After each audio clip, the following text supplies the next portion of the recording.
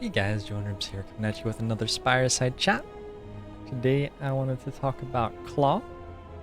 Claw is a 0 energy defect card, which for starters it will just be dealing 3 damage for you, but then every time that you play a Claw in combat, every single Claw in your deck goes up by 2 damage for the rest of the fight. So your first one's 3, then 5, then 7, then 9. And then 11 probably. They just keep on going like that. If you upgrade your Claw, it will start off dealing 5 damage, which is, you know, not a very exciting upgrade. Getting only 2 damage out of your upgrade is pretty bad when the, like, base cost for a mediocre upgrade is to get 3 damage. So, I feel like Claw is a card that a lot of people have very, very, very strong opinions about, which is, it like leaves me in an odd place because I don't have that strong an opinion about Claw. I don't think that this card is terrible. I don't think it's great. I think it is a so-so defect card that has some good applications. And I don't really understand exactly why there are so many loud opinions about Claw. Because this card, like, it's not that exciting. It's a card which offers you some scaling, but this scaling isn't, like, unprecedented scaling in this game or anything. You could compare this to Ironclad strength scaling, except it's like a worse version of Ironclad strength scaling. It's like a little bit like Ironclad's card Rampage, where Rampage, it doesn't apply to all of your Rampages, it's only this Rampage, but every time you play Rampage, it deals a bunch more damage for the rest of the combat. And in general, I don't think a ton of people get super, like, excited about Rampage. Like, I just don't remember ever seeing tons of people be excited about Rampage. And that's, like, sort of what Claw is. It's, like, that sort of card. It can deal some okay scaling damage in the right situations, and then other times it's just not really relevant compared to how much other scaling you have in your defect deck.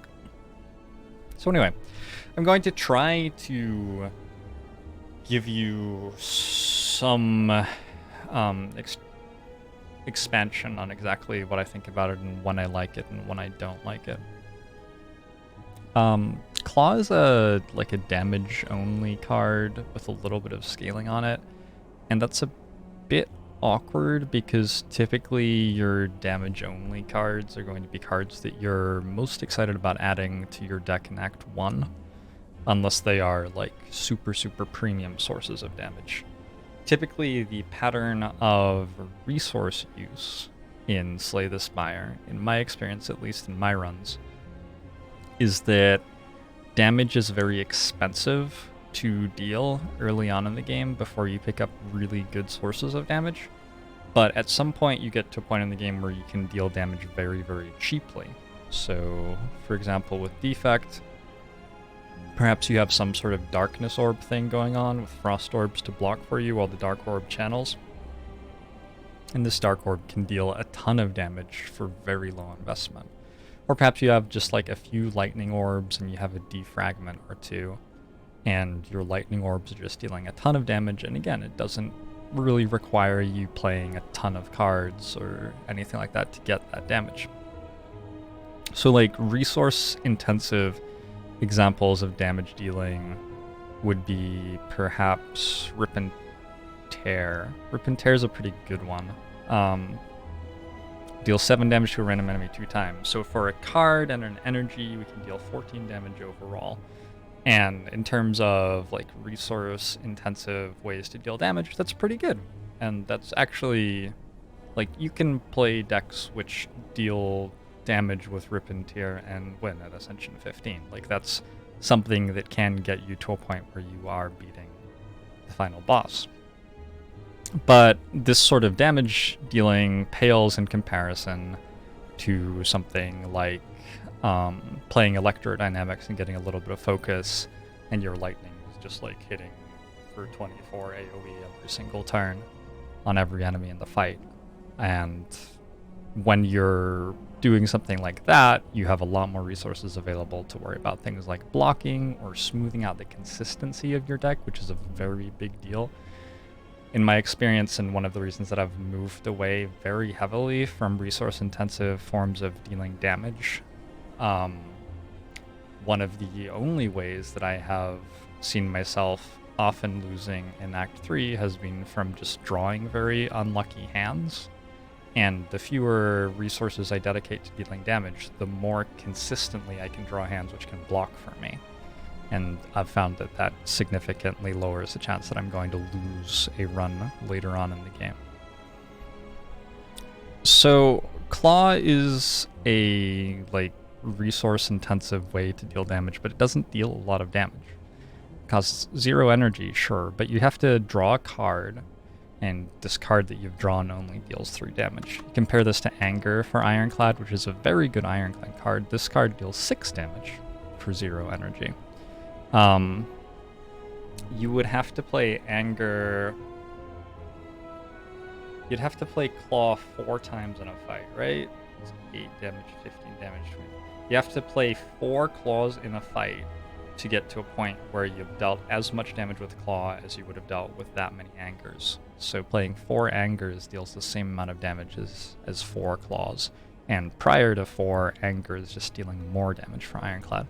On top of that, Ironclad has higher energy costs overall, and so Anger, the fact that it costs 0 energy is very valuable, and the fact that it costs a card draw is not quite as valuable, because in this game, 2 very major resources you have are energy and card draw, and you can think of these as funnels that you have to get your output in your deck through. And if your card draw funnel is more restricting, then something that costs card draw costs you a lot more. If your energy funnel is what's very restricting, then something that costs you energy costs you a lot more. So if you're going through Act 2 on 3 energy, for example, 0 cost cards get better because your energy funnel is more relevant than your card draw funnel.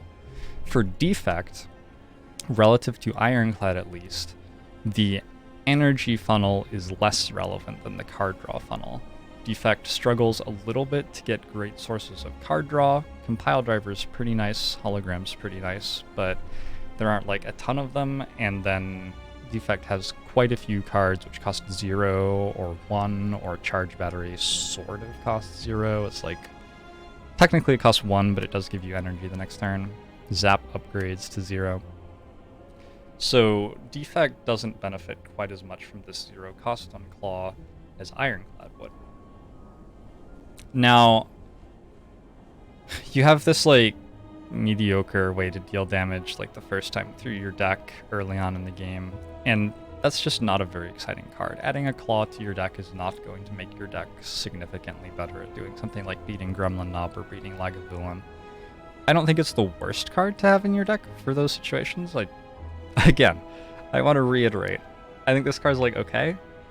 I don't think it's terrible, I don't think it's super good, and maybe you have heard so many people say either that Claw is incredible or that it's terrible that it's difficult to like, maybe I need to reiterate that more. I just think Claw's okay. I think it's fine. But yeah, it's not like a super high priority card for me to add to my deck for Gremlin Knob or Lagavulin fights. I don't think that this much damage is all that relevant. Where Claw starts to get more exciting is when you add cards which support playing it lots and lots of times. And that's something that Defect has in abundance. Now, the same can be true for Ironclad. Like, Ironclad has Rampage, right? And we've talked about this. Well, Ironclad also has Headbutt to put Rampage back on top of the deck. Ironclad has True Grit to get rid of the other cards in the deck, so you just draw Rampage over and over again. Playing Rampage a bunch with Ironclad is a viable strategy.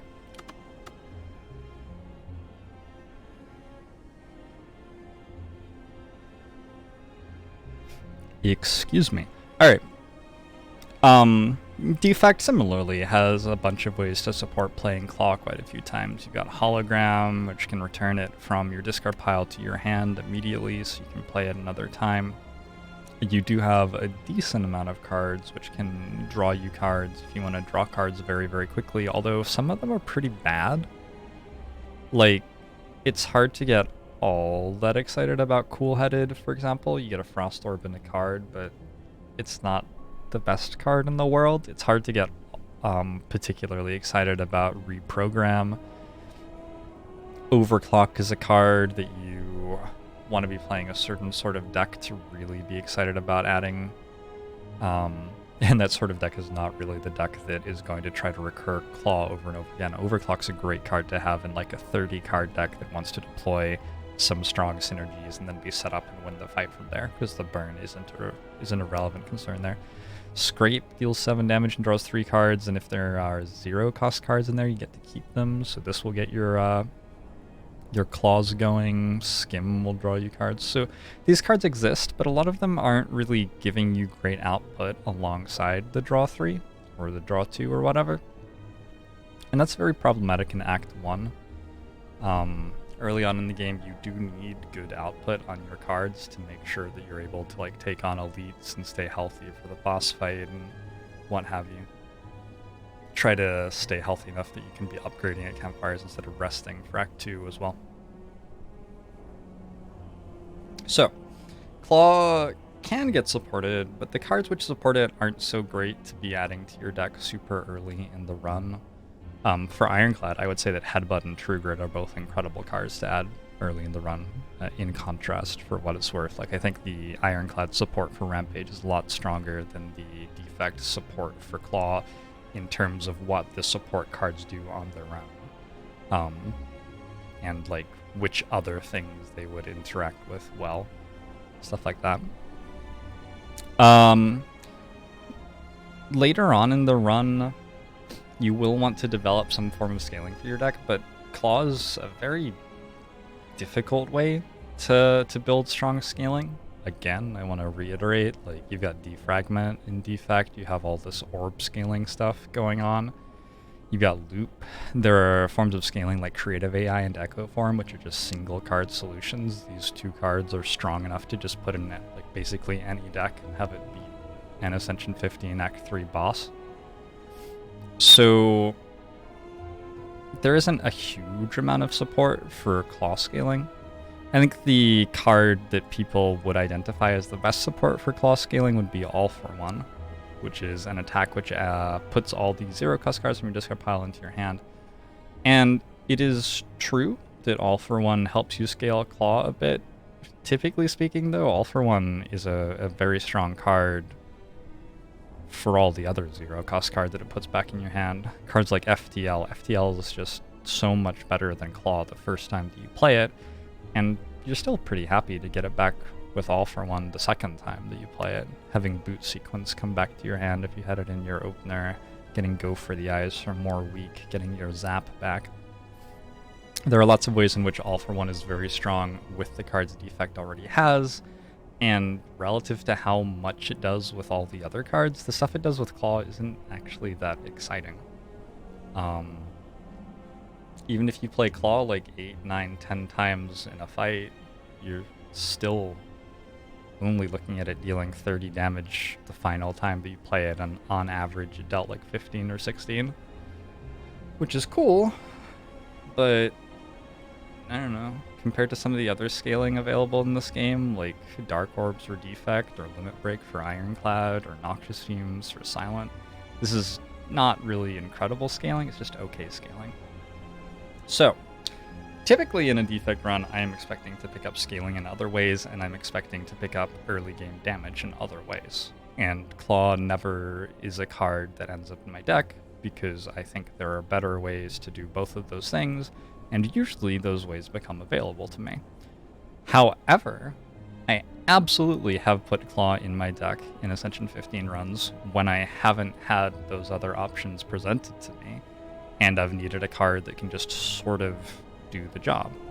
So, for example, going into fighting Hexaghost, I've had Defect runs where my deck is just very, very low damage, and Claw has been actually a pretty reasonable card to add to make sure that I can win the Hexaghost fight, and so I've grabbed a Claw.